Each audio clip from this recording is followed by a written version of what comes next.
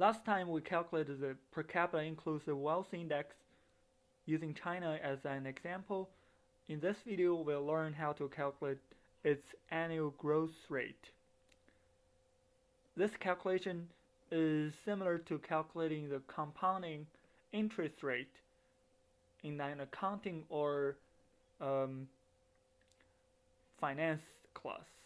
So the formula is using a function called the power function, where the growth rate from year t to year s is calculated as the capital for year s, which is the ending year, over capital T, which is the starting year. So the starting year value will be the denominator. Then you comma the next element in the power function is 1 over number of years in between. The number of years in between is s minus t. So if you're calculating the growth rate from 1990 to 1995, then t is 1990, s is 1995. Say you're calculating the growth rate for produced capital per capita, then the capital S is this ending value 1279, and the capital T is the starting value, capital value, which is only $800, and the number of years in between is S minus T, which is 1995 minus 1990, which is 5. So this value is 1 over 5. After you calculate it using the power function, you want to minus 1 to get the growth rate. So I will apply here. So you'll enter the ending value for the capital slash the starting value for the capital, 1 over number of years, which is 5, then minus 1.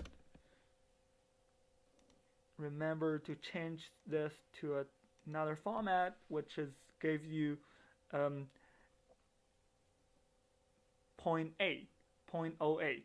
So this is saying the produced capita from 1990 to 1995 is growing at 8.75%. That's so close to what people are seeing for Chinese GDP.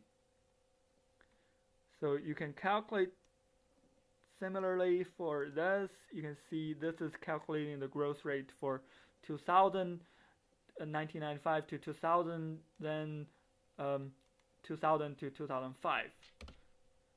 You can also drag here, but note that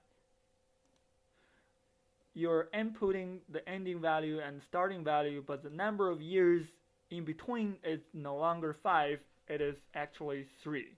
So you need to change that. To calculate the annual growth rate from 1990 to 2008, you have to calculate the ending year now becomes to 2008. Below the starting year, 1 over number of years in between. Calculate this way. Note. So on average, for the last 20 years, China's produced capital per capita is growing roughly 10% per year. So you can drag this, apply the formula to other things. You can change this to percentage terms if you want. So now you can see the Chinese produced capital is increasing roughly at 10%, but also you are seeing a trade-off, which is a declining in natural capital. But on average, you are seeing the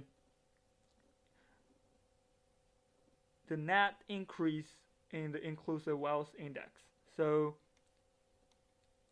although you are seeing a reduction in the natural capital, but it seems the increase in produced capital is big enough to offset the